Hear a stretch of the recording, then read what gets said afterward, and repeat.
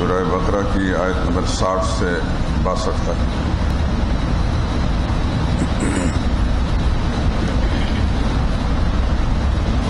اعوذ باللہ من الشیطان الرجیم، بسم اللہ الرحمن الرحیم۔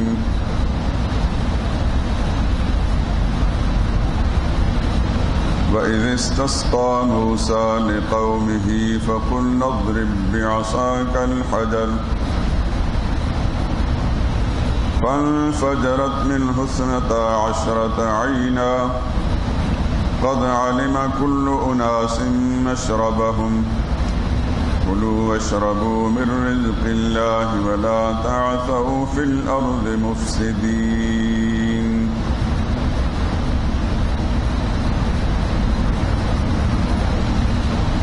وَإِذْ قُلْتُمْ يَا مُوسَىٰ لَن نَّصْبِرَ عَلَىٰ طَعَامٍ وَاحِدٍ فَادْعُ لَنَا رَبَّكَ يُخْرِجْ لَنَا مِمَّا تُنبِتُ الْأَرْضُ مِن بَقْلِهَا وَقِثَّائِهَا وَفُومِهَا وَعَدَسِهَا وَبَصَلِهَا قال أتستبدلون الذي هو أدنى بالذي هو خير اهبطوا مصرا فإن لكم ما سألتم فضربت عليهم الذلة والمسكنة وباءوا بغضب من الله ذلك بأنهم كانوا يكفرون بآيات الله ويقتلون النبيين بغير الحق ذلك بما عصوا وكانوا يعتدون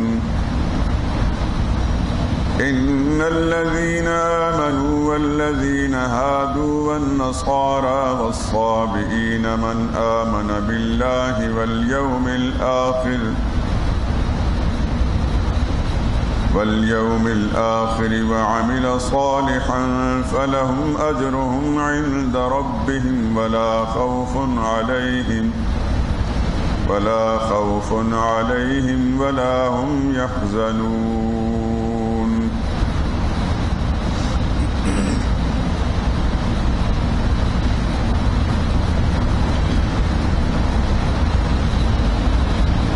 وَإِذِ اسْتَسْقَىٰ مُوسَىٰ،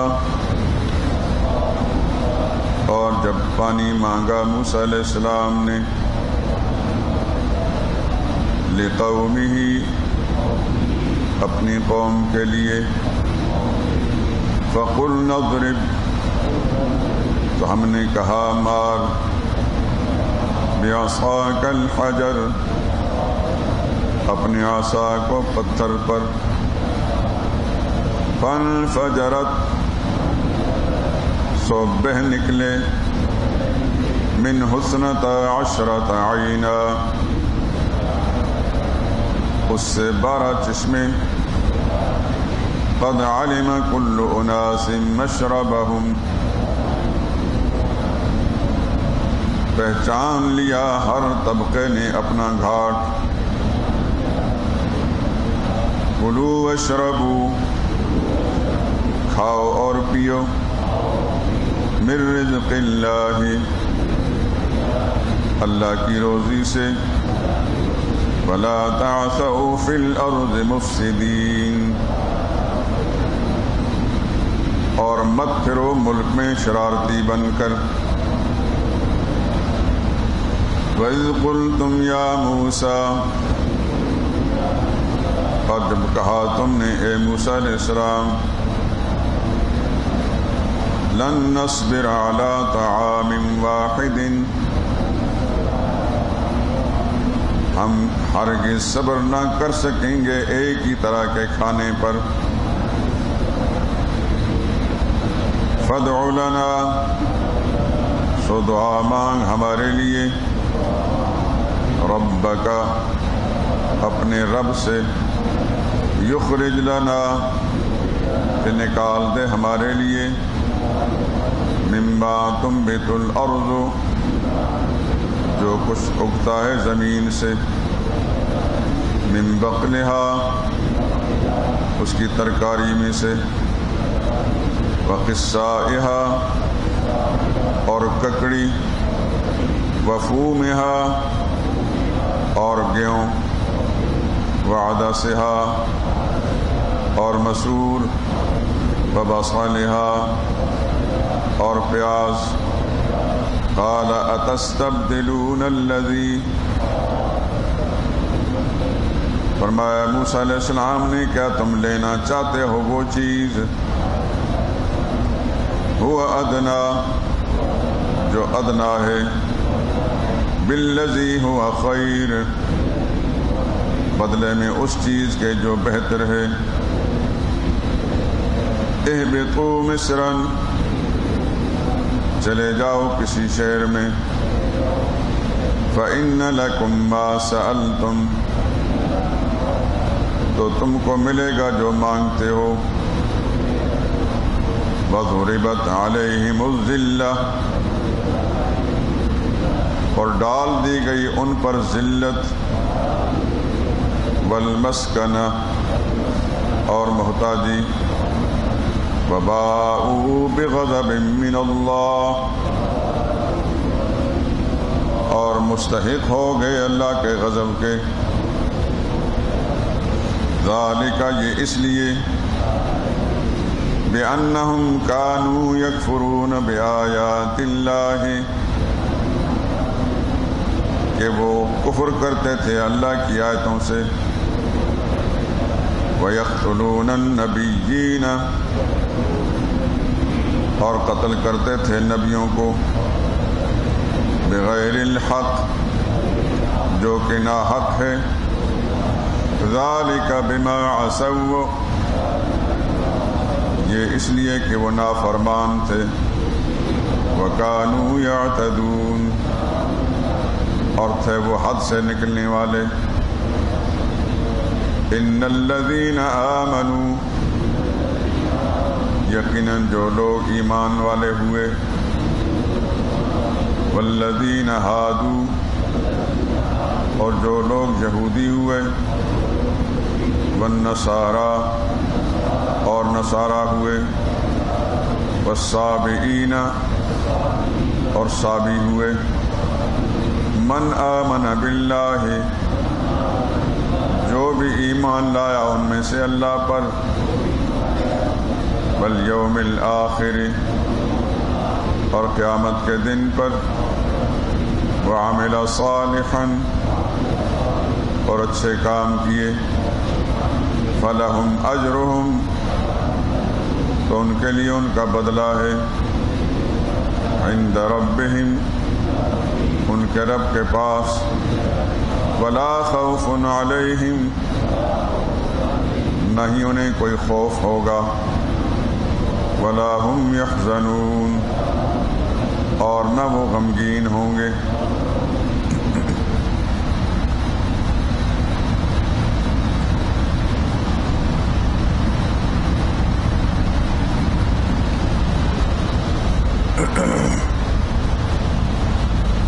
ان تینوں آیات کریمہ میں جو پہلی آیت ہے اس میں 8ویں انعام کا ذکر ہے، جیسا آپ پہلے سن چکے ہیں کہ 9 اول کے اندر 8 انعامات اور 2 عذابوں کا ذکر ہے، تو اب پہلی آیت میں 8ویں انعام کا ذکر ہے، اور دوسری آیت کے اندر ان پر ہونے والے عذاب کی دوسری قسم۔ کل کے درس میں آپ سن چکے ہیں کہ پہلے عذاب کا ایک نمونہ ذکر کیا گیا، اب دوسرے عذاب کا نمونہ ذکر کیا گیا، اور جو تیسری آیت ہے اس کے اندر اس نوع اول کا تتمہ ہے، تکملہ ہے۔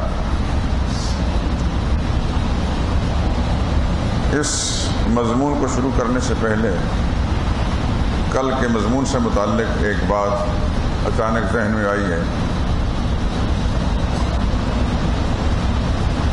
کہ یہودیوں پر اللہ تعالیٰ کا عذاب نازل ہوا تو تعاون کی شکل میں،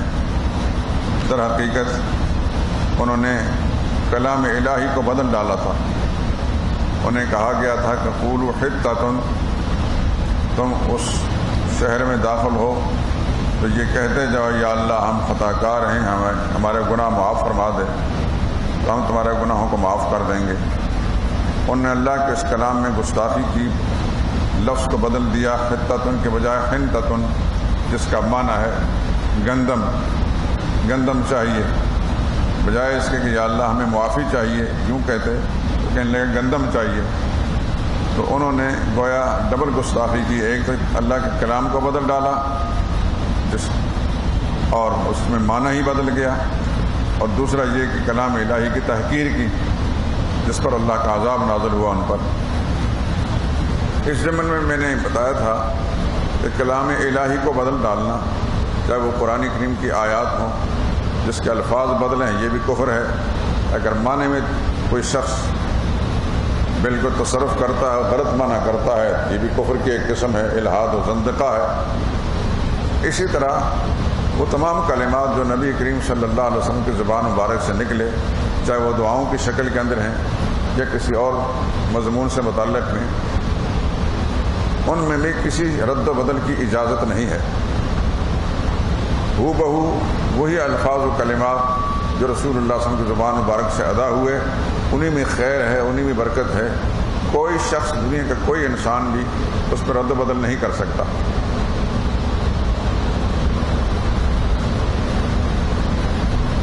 کل کچھ نمونے میں نے آپ کے سامنے پیش کیے تھے کہ ہمارے معاشرے کے اندر لوگوں نے دانستہ یا نادانستہ جہالت کے سبب سے بدل ڈالے ہیں، اور پھر وہ معاشرے کے اندر عام طور پر ہیں۔ ہمارا میڈیا بھی وہی کچھ بولتا ہے جو پہلے سے غلط بات چلی آ رہی ہے۔ من جملہ ان میں سے ایک بات مجھے ذہن میں آئی، رسول اللہ صلی اللہ علیہ وسلم نے زندگی کے ہر شعبے سے متعلق کچھ ہدایات دی ہیں، اور بعض زندگی کے پہلوؤں میں دعائیں بھی سکھائی ہیں۔ مثال کے طور پر آپ کپڑا پہنیں تو یہ دعا مانگیں، آپ بیت الخلاء میں داخل ہوں تو یہ دعا مانگیں، باہر نکلیں تو یہ دعا مانگیں، وغیرہ ذالک۔ ان میں سے ایک یہ کہ کھانا جب کھائیں تو یہ دعا مانگیں۔ تو کھانا کھانے کے لیے ہمارے ہاں جو بات مشہور ہو چکی ہے وہ بسم اللہ وعلی برکت اللہ۔ ایسا ہے کہ کیا پڑھے لکھے اور بڑے بڑے شیوخ حدیث، ان سے پوچھو تو وہ بھی یہی سے بتائیں گے، اور کتابوں کے اندر بھی یہی کچھ لکھا ہے، دعاؤں کے مضامین پر مشتمل جو کتابیں ترتیب دی گئی ہیں ان کے اندر بھی یہی کچھ لکھا ہے۔ ہمارے عام مسلمانوں کو جو بھی کچھ اسلامی ذہن رکھتے ہیں، اسلامی امور سے ان کو کچھ وابستگی ہے تو وہ ایسا ہی کرتے ہیں۔ یاد رکھیں کہ بسم اللہ وعلی برکت اللہ ہے، یہ الفاظ حدیث میں نہیں ہیں، حدیث کے کسی مستند مجموعے کے اندر موجود نہیں۔ حدیث میں اتنا ضرور ہے کہ بسم اللہ پڑھ کر تم کھانا شروع کرو۔ سم اللہ، حضور صلی اللہ علیہ وسلم کے ایک لیپالک غالباً حضرت ام سلمہ رضی اللہ تعالیٰ عنہ، جب حضرت ابو سلمہ شہید ہو گئے، ام سلمہ کے ساتھ رسول اللہ صلی اللہ علیہ وسلم نے نکاح کیا، امہات المومنین میں شامل ہو گئیں۔ ان کا ایک بچہ جو چھوٹا سا تھا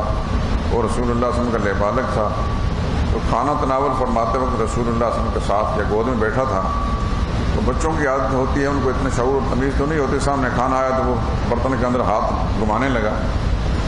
تو حضور صلی اللہ علیہ وسلم اس وقت فرمایا، یا غلام سم اللہ، اے بچے بسم اللہ پڑھ کر شروع کر۔ کل مما یلیک، اور اپنے سامنے سے کھا۔ یہ رسول اللہ صلی اللہ علیہ وسلم کی تعلیم تھی۔ اس کے علاوہ احادیث طیبہ کے اندر بسم اللہ پڑھنے کا ذکر ہے، لیکن بسم اللہ وعلی برکت اللہ کہ ہو بہو یہ الفاظ کسی مستند حدیث ہیں پورے صحاح ستہ کے اندر موجود نہیں، صحاح ستہ سے باہر کی جو مستند کتابیں ان کے اندر موجود نہیں۔ نہ معلوم یہ کہاں سے علامہ نووی نے اذکار پر ایک کتاب ترتیب دی ہے، کتاب الاذکار اس کا نام ہے، غالباً اس کے اندر یہ الفاظ ہیں، لیکن اس کی سند کوئی نہیں۔ تو اہل تحقیق نے جب تحقیق کی تو ان الفاظ وعلی برکت اللہ کی کوئی سند نہیں۔ بسم اللہ ہے، کتنے الفاظ پڑھ کر کھانا شروع کرے یا پوری بسم اللہ الرحمن الرحیم پڑھ کر کھانا شروع کرے، یہ دونوں صورتیں جائز ہیں، لیکن وعلی برکت اللہ کے الفاظ رسول اللہ صلی اللہ علیہ وسلم کی زبان مبارک سے منقول نہیں ہے کسی مسند ذخیرے کے اندر۔ یہ بات اچانک میرے ذہن میں آئی کہ بہت ساری باتیں میں نے رات کے درس کے اندر آپ کو نشاندہی کر دی تھی کہ فلاں چیز غیر مستند ہے، فلاں بھی غیر مستند ہے، من جملہ ان میں سے یہ بھی ہے بسم اللہ الرحمن۔ عرب ممالک کے اندر جتنی بھی دعاؤں پر مشتمل کتابیں میں نے دیکھی ہیں، بہت ساری کتابیں میں جب بھی سفر کرتا ہوں تو وہاں لے بھی آتا ہوں، دیکھی بھی ہیں، تو میں نے اس بات پر تجسس کیا کہ ان لوگوں کے نقطہ نظر کیا ہے، لیکن وہ لوگ اس معاملے بڑے حساس ہیں، غیر معتبر چیزیں جو ہے نہیں لکھتے، چنانچہ انہوں نے بسم اللہ الرحمن الرحیم لکھا ہے، وعلی برکت اللہ کا لفظ کہیں موجود نہیں۔ تو بہت سارے بزرگوں کی کتابوں کے اندر یہ الفاظ آ چکے ہیں، لیکن سند اس کی کوئی نہیں، یہ آپ ذہن میں رکھیں،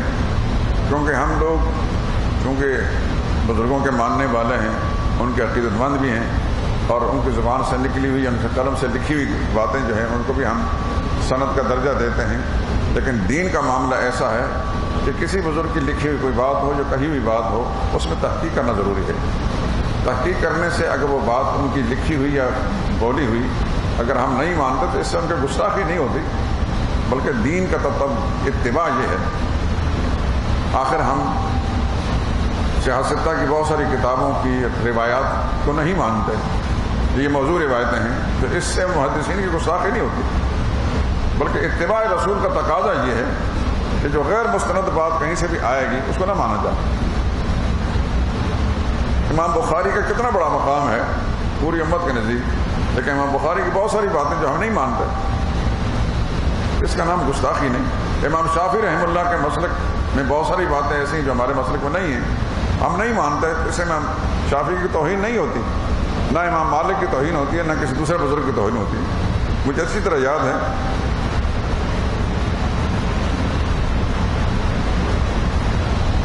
جامعہ اشرفیہ میں 1970 کی بات ہے، جب دورہ حدیث ہم پڑھ رہے تھے، 40 سال سے زیادہ عرصہ گزر گیا، تو وہاں ایک بزرگ تھے مولانا رسول خان صاحب رحمۃ اللہ تعالیٰ علیہ، بہت بڑے بزرگ تھے، اس مسجد کی سنگ بنیاد انہوں نے رکھی۔ ہندوستان پاکستان کے تمام علماء کے استاد تھے، جتنے بڑے لوگ اس صدی میں گزرے ہیں، تقریباً ماضی قریب میں کراچی کے اندر حضرت مفتی شفیع صاحب رحمۃ اللہ تعالیٰ علیہ، مولوی یوسف بن نوری رحمہ اللہ، یہاں لاہور کے بڑے بڑے بزرگ، اور پاکستان کے دیگر ہندوستان میں بڑے بڑے لوگ گزرے، قاری طیب صاحب رحمۃ اللہ تعالیٰ علیہ، ان سب کے استاد تھے مولانا رسول خان صاحب۔ ہماری طرح کے جو چھوٹے لوگ ہیں ان کے بھی استاد تھے اور بڑے لوگوں کے بھی استاد تھے۔ تو ایک دفعہ کسی مسئلے وہ ترمذی شریف پڑھاتے تھے، ایک بڑی اہم بات ہے، میری اس گفتگو کے ساتھ اس کا بڑا گہرا تعلق ہے، تاکہ آپ حضرات کو پتہ چل جائے کہ ہم لوگ جو ہمارے جتنے بھی اکابر بزرگ گزرے ہیں ان کے دل میں ادب و احترام کتنا ہے، الحمدللہ، اور اللہ سے دعا مانگا کریں یا اللہ ہمیں ادب پر رکھنا، دین اور اہل دین کا یا اللہ ادب نصیب فرمانا۔ جس انسان میں بے ادبی آ گئی، گستاخی آ گئی، دین کی کسی بات کی آئی ہے، کسی اہل دین میں سے کسی آ گئی، وہ اللہ کی رحمت سے محروم ہو گیا،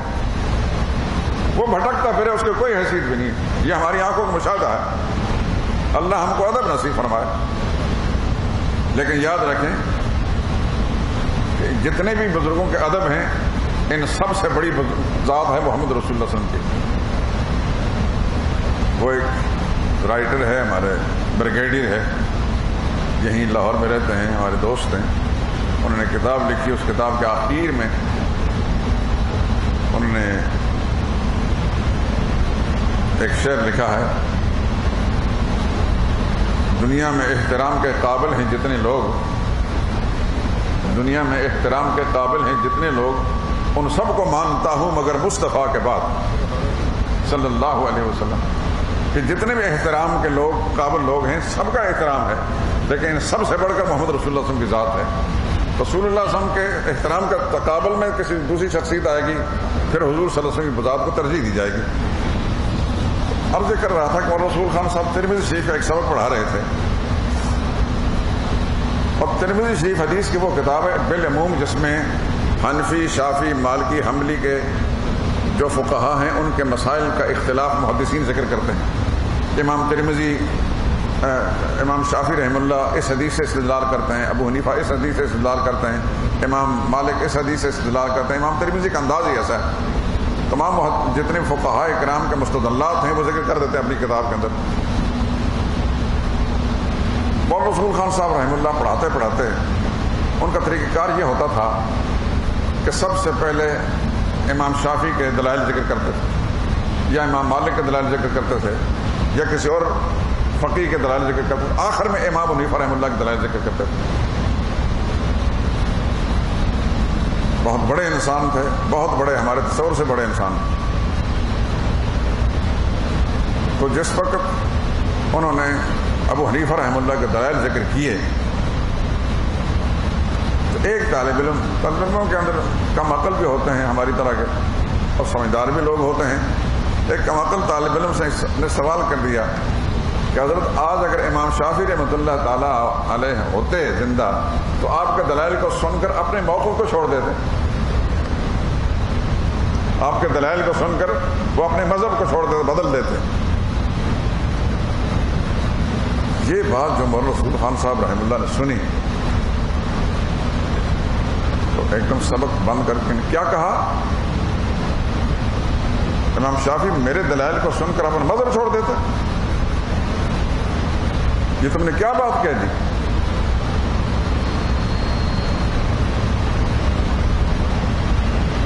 ایک دم ناراض ہو گئے اور پھر رونے لگے، اتنے روئے کہ ان کا رومال آنسو پوچھ کر گیلا ہو گیا، سبق بند ہو گیا، پورے درسگاہ کے اندر ایک شوق کی کیفیت بن گئی۔ اس طالب علم نے کیا حماقت کی، مولانا رسول خان صاحب سخت اداس ہوئے اور پھر امام شافعی رحمۃ اللہ تعالیٰ کے حق میں دعائیں مانگنے لگے، الہی ان کا درجہ بلند فرما، اور پھر یہ کہنے لگے اے اللہ تو جانتا ہے میرے تو حاشیہ خیال کے اندر بھی امام شافعی گستاخی کوئی تصور نہیں آیا، دلائل میں نے ضرور ذکر کیے ہیں ابو حنیفہ رحمہ اللہ کے اور امام شافعی کے بھی، اور دلائل کا تقابل کرتے وقت دلائل کو ترجیح دینے والی بات ضرور ہوئی ہے، لیکن گستاخی کا کوئی تصور نہیں آیا۔ اگر میری زبان سے نکلے ہوئے کسی جملے سے یہ نتیجہ کسی نے اخذ کیا ہے تو یا اللہ میں تیری بارگاہ میں معافی مانگتا ہوں، اور یا اللہ اس کے بدلے میں امام شافعی کے درجات اور بلند فرما۔ پھر فرمانے لگے بز اخفش، یہ ان کا تکیہ کلام تھا طالب علموں کو، یا کسی آدمی کہہ دیتے تھے، امام شافعی یہاں موجود ہوتے تو حدیث کے اس مسئلے میں امام شافعی بیٹھے ہوتا کہ میں بیٹھا ہوتا۔ بزرگوں میں ایسا ادب ہم نے دیکھا، الحمدللہ۔ ہم خود تک کسی کام کے ہیں نہیں، فارسی کا ایک محاورہ ہے، گرچہ خردین، اگرچہ ہم سے چھوٹے ہیں نسبت بزرگ، لیکن ہماری نسبت بڑی اونچی ہے۔ میں بہت چھوٹا سا انسان ہوں لیکن بہت بڑے بڑے لوگوں کے قدموں میں بیٹھا ہوں۔ مولانا رسول خان صاحب ان قدم بیٹھا ہوں، وہ حضرت شیخ الہند کے شاگرد تھے، اور حضرت شیخ الہند مولانا قاسم نانوتوی کے شاگرد تھے۔ گویا میرے جیسا حقیر انسان دو واسطوں سے مولانا قاسم نانوتوی کے شاگرد ہے، ایک حدیث میں یہ نسبت ہے، اور قرآن کریم میں حضرت شیخ القرآن رحمہ اللہ کے قدموں بیٹھا، وہ مولانا رسول خان صاحب، مولانا حسین علی صاحب رحمہ اللہ کے سے انہوں نے سبق حاصل کیا، وہ حضرت گنگوہی کے شاگرد تھے۔ وہ دو واسطوں سے میں مولانا گنگوہی کا بھی شاگرد ہوں، اور دو واسطوں سے مولانا قاسم نانوتوی کا بھی شاگرد ہوں، اور ان سب بزرگوں کا ادب و احترام موجود ہے۔ لیکن انہی کے پڑھائے ہوئے سبق یہ ہیں کہ سب ادب و احترام ایک طرف، سرور کائنات صلی اللہ علیہ وسلم کا احترام سب سے بڑھ کر ہوگا، اور رسول اللہ صلی اللہ علیہ وسلم کے کلام اور آپ کی تعلیمات، اس کے مقابلے میں کوئی رائے بھی آئے گی اس رائے کو ترجیح نہیں دی جائے گی۔ تو امام بخاری کی بات کر رہا تھا کہ بڑے انسان ہیں، بہت بڑے انسان ہیں، امیر المومنین فی الحدیث ہیں، پوری امت ان کو مانتی ہے، لیکن بہت ساری کمزور باتیں امام بخاری نے لکھ دی ہیں۔ ہم پورے ادب کے ساتھ، پورے احترام کے ساتھ ان سے اختلاف کرتے ہیں۔ کمزور راوی بخاری شریف کے اندر آ گئے ہیں، جیسا میں نے ذکر کیا تھا، فلیح بن سلیمان ایک راوی ہے جس کا اصل نام عبد الملک ہے، وہ بخاری میں جا بجا نظر آتا ہے، لیکن محدثین نے جنہوں نے تحقیق کی ہے، ریسرچ کی ہے اسماء الرجال پر، وہ کہتے ہیں نہایت ضعیف راوی ہے۔ عباد بن یعقوب الرواجنی ایک شیعہ راوی ہے، بدترین قسم کا شیعہ ہے، وہ بخاری کے اندر موجود، جلسانی کے اندر۔ ہم طالب علم لوگ ہیں، اور طالب علم لوگ جو تجسس کرتے رہتے ہیں، لیکن اس کے باوجود امام بخاری کا مقام بہت اونچا مانتے ہیں۔ تھے انسان، امام بخاری پیغمبر نہیں تھے، انسان کوشش کرتا ہے، کوشش کرنے کے باوجود کمزوری رہ جاتی ہے، ایک نبی کی ذات ایسی ہوتی ہے کہ جس پر اللہ کی وحی کا تحفظ ہوتا ہے، اس لیے نبی کی زبان سے غلط بات نہیں نکلتی۔ باقی دنیا میں کوئی انسان ایسا نہیں جس میں کوئی نہ کوئی کمزوری ظاہر نہ ہو جائے۔ ان کا ادب و احترام اپنی جگہ مسلم، ان کی دینی خدمات مسلم، اللہ کے ہاں مقبولیت بھی، لیکن یہ کہ ہم ان کو حجت نہیں مانتے ذات کے اعتبار سے، حجت ذات کے اعتبار سے محمد رسول اللہ صلی اللہ علیہ وسلم کی ذات۔ باقی دنیا میں کسی انسان کی تحریر اس کو پرکھیں گے اللہ کی کتاب پر یا رسول اللہ صلی اللہ علیہ وسلم کی صحیح تعلیمات پر، قرآن کے مطابق ہے تو سر آنکھوں پر، رسول اللہ صلی اللہ علیہ وسلم کی صحیح سنت اور حدیث صحیح کے مطابق سر آنکھوں پر، اور اگر قرآن سے ٹکراتی ہے یا رسول اللہ صلی اللہ علیہ وسلم کی صحیح سنت موجود نہیں ہے تو وہ اس پر عمل کرنا ہمارے لیے ضروری نہیں۔ ہم یہ کہیں گے ان سے چوک ہو گئی، انہوں نے پوری کوشش کی تھی لیکن صحیح بات تک نہیں پہنچ سکے۔ ابھی ماضی قریب کی بات ہے، بہت دور کی بات نہیں کہتا میں، ہندوستان میں ایک کتاب لکھی گئی سیرت النبی صلی اللہ علیہ وسلم کے نام سے۔ علامہ شبلی نعمانی نے اس کام کو شروع کیا تھا اور ان کے لائق شاگرد علامہ سید سلیمان ندوی نے اس کو مکمل کیا۔ 6 جلدوں کی بڑی ضخیم کتاب ہے، یوں کہہ لیجئے کہ رسول اللہ صلی اللہ علیہ وسلم کی سیرت طیبہ کا انسائکلوپیڈیا ہے۔ ایسی جامع کتاب سیرت کے موضوع پر اردو زبان میں اور کوئی نہیں ہے۔ تو اس کے شروع میں مقدمے کے اندر علامہ شبلی لکھتے ہیں، کاش کہ مجھے البدایہ والنہایہ مل جاتی، علامہ ابن کثیر کی تاریخ ہے 14 جلدوں میں،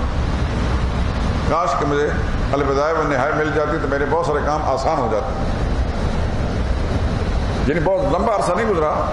زیادہ 50-60 سال گزرے ہوں گے یا اس سے اور 10-20 سال زیادہ کہہ لیجئے۔ اس وقت البدایہ والنہایہ پورے ہندوستان میں نہیں تھی، اور اب صورتحال یہ کہ البدایہ والنہایہ آپ کو ہر کتب خانے ملے گی۔ خود میرے پاس البدایہ والنہایہ کے 2 نسخے موجود ہیں، قدیم اور جدید۔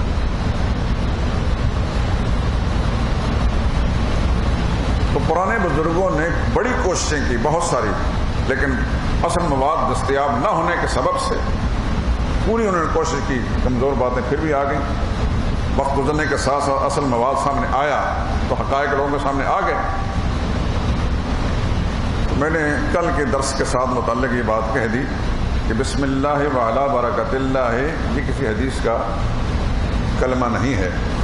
حدیث پاک میں صرف بسم اللہ الرحمن الرحیم یا صرف بسم اللہ، یہ یاد رکھنا۔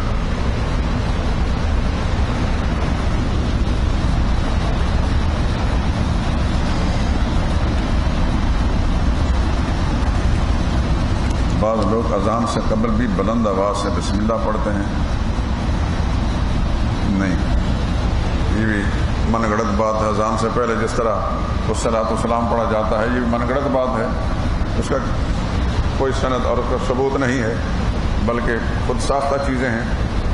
اسی طریقے سے یہ بھی اگر کوئی کرتا ہے تو یہ بھی خود ساختہ بات ہے، نبی کریم صلی اللہ علیہ وسلم کی تعلیمات سے ثابت نہیں۔ حضور صلی اللہ علیہ وسلم کے سامنے جو اذانیں پڑھی جاتی تھیں مسجد نبوی کے اندر یا خانہ کعبہ کے اندر،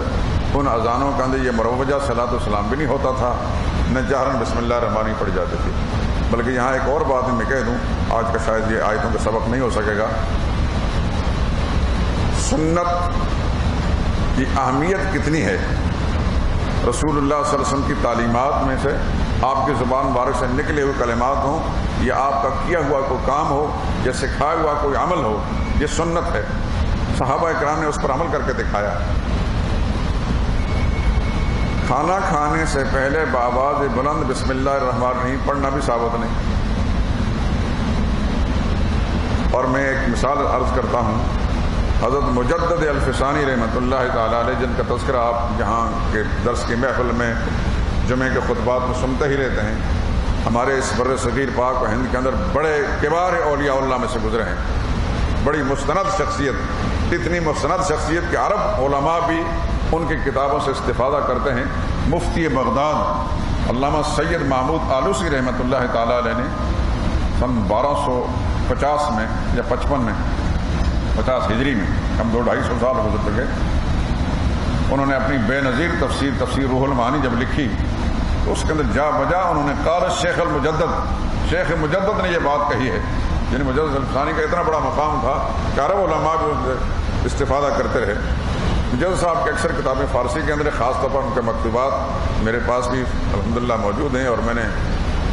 اب تو خیر فرصت بہت کم ملتی ہے، لیکن فرصت کے زمانے میں نے خوب کھنگالا تھا اور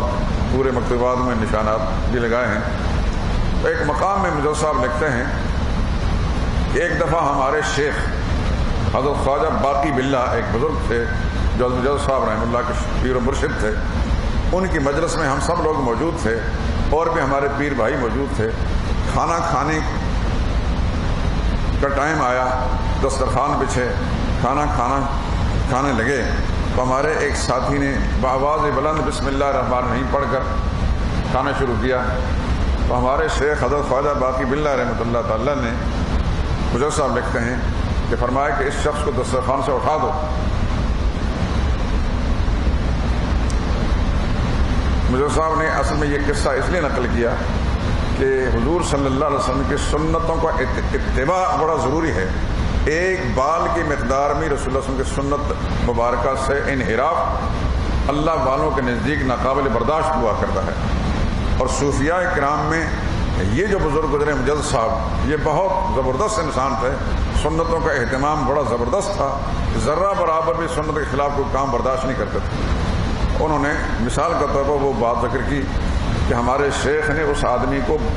کے بارے میں کہا کہ اس کو دسترخوان سے اٹھا دو، اس نے بدعت کی ہے۔ رسول اللہ صلی اللہ علیہ وسلم کھانا تناول فرمانے سے پہلے بآواز بلند بسم اللہ الرحمن الرحیم نہیں پڑھتے تھے۔ تو آج ہمارا حال یہ ہے کہ ہم کہتے تانگڑی گل ہے، ایسا ہو گیا تو کیا ہے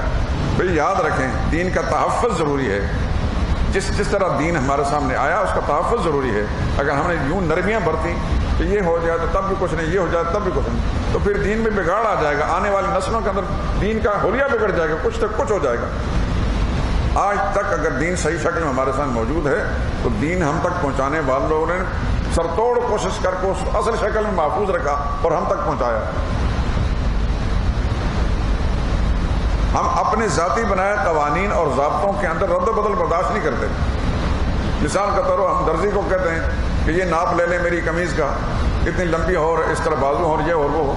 اگر درزی 1 انچ لمبی کر دے یا 1 انچ چھوٹی کر دے تو ہم اس کے منہ پر مار دیتے ہیں کپڑے کو، حالانکہ وہ ہمارا اپنا مقرر کردہ ضابطہ ہے، وہ اسلام کے خلاف کوئی بات بھی نہیں ہوتی۔ 1 انچ چھوٹی ہوگی تب کیا ہو جائے گا، کون کے اسلام کو نقصان پہنچ جائے گا۔ لیکن خود ساختہ ہمارے مقرر کردہ ضابطے ہیں، اس کی پابندی بڑی ضروری ہے۔ شریعت نے جو ضابطے مقرر کیے ہیں ان کی پابندی ازحد ضروری ہے، اس میں کسی قسم کی کمی بیشی برداشت نہیں ہونی چاہیے۔ اگر کوئی شخص کسی پر بات مسلط نہیں کر سکتا مثال کے طور پر، تو اس کو آگاہ کر دینا ضروری ہے کہ بھائی بات یہ یوں نہیں ہے، میں نے پڑھی ہے یا کسی مستند عالم دین سنی، یہ بات اصل یوں ہے، اب تیری مرضی تو مان یا نہ مان، لیکن اصل بات یہ ہے جو کچھ تو کر رہا ہے یہ دین میں مداخلت ہے اور دین مداخلت کی ضروری ہے۔ اتباع ضروری ہے، ابتداء ناجائز ہے۔ ابتداء کا کہتے ہیں بدعت، گھڑ لینا، اختراع کر لینا، بدعت ناجائز ہے، اتباع ضروری ہے۔ قل ان کنتم تحبون اللہ فاتبعونی، اللہ نے اعلان کروایا محمد مصطفیٰ صلی اللہ علیہ وسلم سے قرآن کریم کے اندر کہ لوگوں اگر تم اللہ سے پیار کرنا چاہتے ہو فاتبعونی، تو میری اتباع کرو۔ اتباع کہتے ہیں نقش قدم پر چلنا، جہاں نبی نے قدم رکھا ہے اسی قدم پر قدم رکھتے چلے جاؤ، اس کا نام اتباع ہوتا ہے۔ یحببکم اللہ، پھر اللہ تم سے پیار کرے گا۔ تو اللہ نے تو یہ معیار قرار دیا ہے کہ جو میرا محبوب بننا چاہتا ہے یا میرا محب بننا چاہتا ہے وہ میرے نبی کی اتباع کرے۔ نبی کی اتباع ضروری ہے، ابتداء کی گنجائش نہیں ہے۔ اور یاد رکھیں کئی لوگ نا اپنا سادہ لوہی کی بنا پر یا غلوب عقیدت کی بنا پر کہتے ہیں ہمارے حضرت یہ کہتے تھے، ہمارے بزرگوں نے یہ کہا، ہمارے بزرگ نے کہا۔ بھائی کوئی بزرگ محمد مصطفیٰ صلی اللہ علیہ وسلم سے بڑا نہیں ہے۔ ہر بزرگ کو لے جا کر پرکھو، اس کی بات کو، اس کی عادت کو رسول اللہ صلی اللہ علیہ وسلم کے ارشادات اور آپ کی تعلیمات پر۔ اگر حضور کے طور و طریق سے میل کھاتا ہے تو وہ بزرگ کا طریقہ بھی سر آنکھوں پر، اگر نہیں ہے تو چھوڑ دو اس کے طریقے کو۔ اس کے طریقے کو چھوڑنے سے دین کا کوئی نقصان نہیں، لیکن نبی کا طریقہ چھوڑو گے تو کچھ نہیں بچے گا۔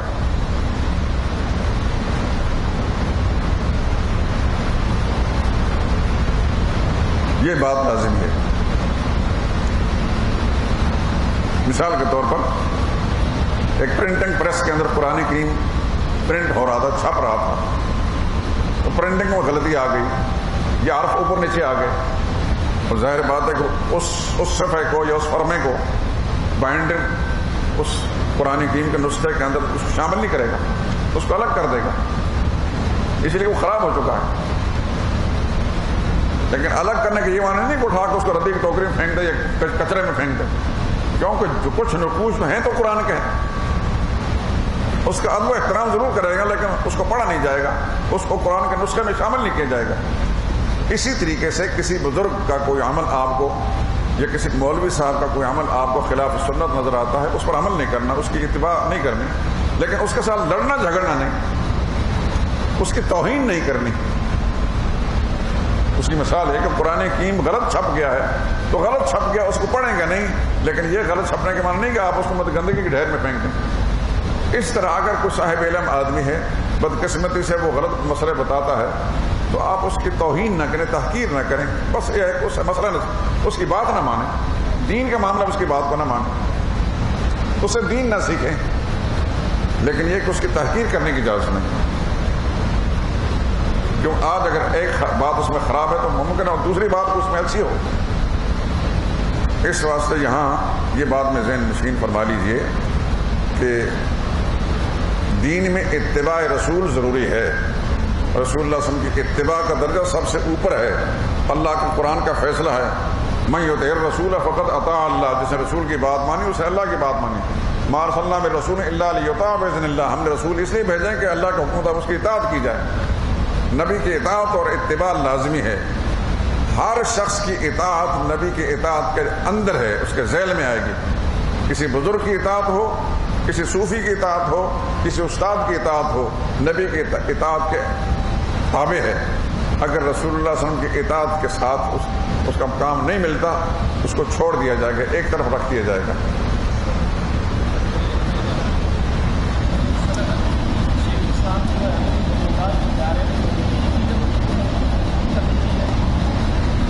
یہ تو ایک فتنہ ہے، خدا محفوظ رکھے۔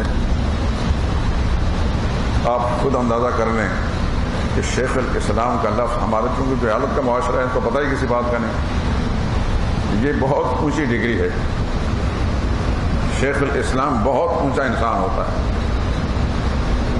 یہ تو مولوی بھی نہیں، افسوس کے ساتھ مجھے بات نہیں۔ ایک چھوٹا سا مولوی جو ہوتا ہے نا، چھوٹا سا مولوی وہ ہوتا ہے کہ اس کو صرف جنہ آپ کی چھوٹی سی کتاب دیں کہ اس کو پڑھاؤ، اگر وہ پڑھا لے تو سمجھو مولوی ہے، یہ تو وہ بھی نہیں کر سکے گا، خود ساختہ اپنے منہ مٹھو، کبھی وہ ڈاکٹر بن جاتے ہیں، کبھی پروفیسر بن جاتے ہیں، کبھی علامہ بن جاتے ہیں، پھر سب سے آخری ڈگری شیخ الاسلام۔ اللہ تعالیٰ سے دعا مانگیں گے اللہ تعالیٰ فتنوں سے محفوظ ہوتا ہے۔ حضور صلی اللہ علیہ وسلم کا ارشاد ہے کہ آخر زمانے کے اندر فتنے آئیں گے، ایسے آئیں گے جیسے بارش کے قطرات لگاتار ایک زمین پر پہنچنے نہیں پاتا کہ دوسرا قطرہ آ جاتا ہے، تیسرا آ جاتا ہے، چوتھا آ جاتا ہے۔ ہم جس دور میں زندگی گزار رہے ہیں یہ فتنوں کا زمانہ ہے،